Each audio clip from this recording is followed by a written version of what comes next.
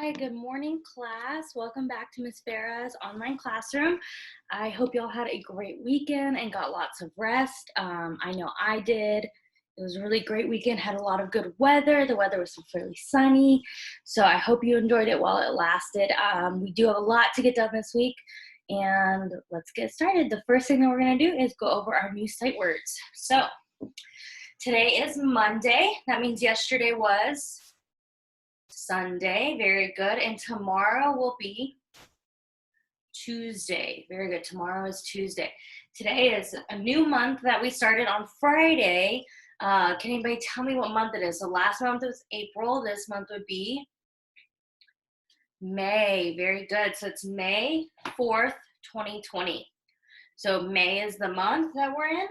The 4th is the 4th day of the month, and 2020 is the year. Okay. Our first sight word for today, this week, is each, E-A-C-H, each. Number 2 is find, F-I-N-D, find. Number 3 is first, F-I-R-S-T,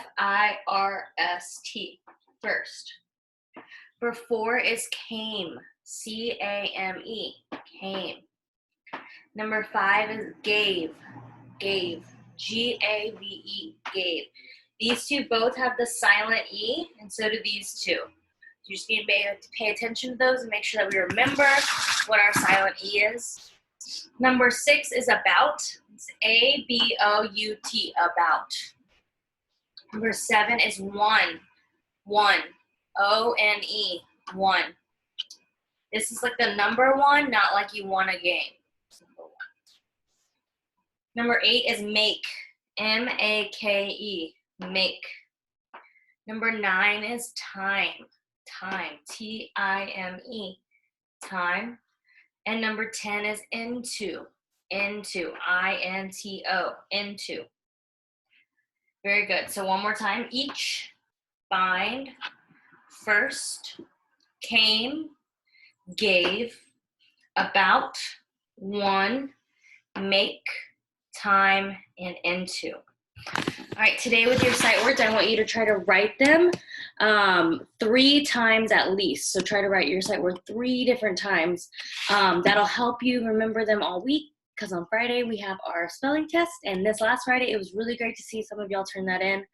You did a really good job, and it always makes Miss Vera happy to see that. Today in phonics, we are going to be going over word families. So we did that a little bit last week, but we want to just review it this week. And this week we're going to be doing word families that have different endings. Last week we kind of did in the A family. Today we're going to look at a couple different ones. And there is a chart that I posted on Class Dojo that I want you to fill out by yourself, but we're going to do a couple together. So if I had an ending that was A, D, what would I start with? So what was a word I could start with that has A-D at the end? Maybe dad, right? Dad. That would work. So think about different words that you could have with that ending. You can also do all the rest of them. We have an N ending and an IP. And then we have an ought, and finally an ugh. So you can think about different words that start these endings off, and these are our ending sounds, our ending word family. So think about all the different words that end in ad, maybe in, hen, or ip, tip, or what could end in OT? Maybe ought, got, and what about hug. So while you're doing these, it's really important that you sound out the words, because we're trying to put all of our sounds together to make the words. So these are really good too, because each letter makes a sound. And some of our words, the letters don't make sounds. So practice doing these, practice all the different ways that you can do it, and make sure you're practicing out loud, just so that way that you are getting used to reading the words, because we want to be able to read next year and high level. Okay, today in writing, we are talking about research. Now, research is something a little bit new to us, so we are going to spend a little bit of extra time going over it a couple days this week, just so I can know that we got it down 100%. So whenever we are talking about research writing, we are talking about if you want to know about something, you should look it up. You can look on the computer maybe. Yeah, you can look on the computer.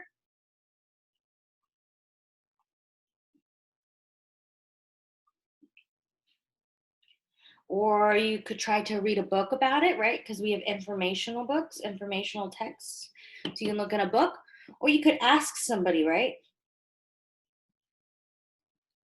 You can ask someone. And these are the 3 different ways that we can do research. So we can use research, so we use all of these different ways to find information.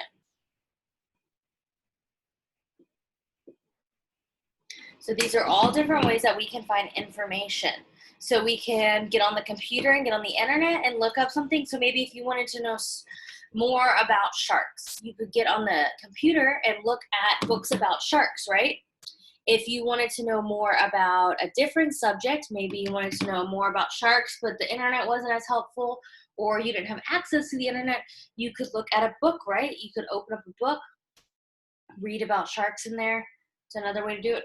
Or you could ask somebody. Maybe you're at the zoo. You can ask one of the experts there, a zoologist. Or you could ask your mom or dad, somebody that knows a little bit more about what the topic is about.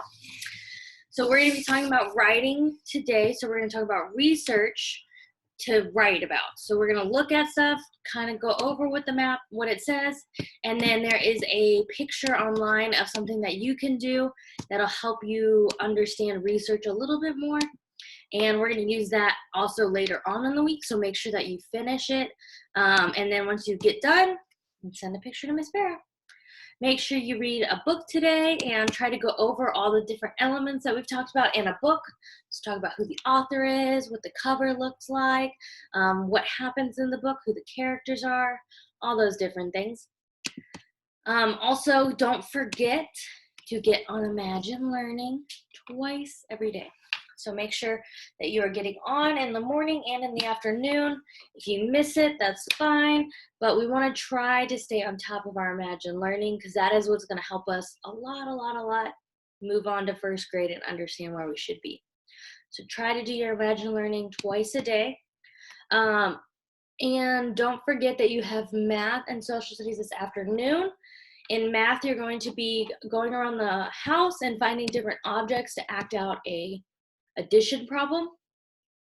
So maybe you could say, I have 10 crayons and 4 more show up. How many do I have? So you find how many crayons?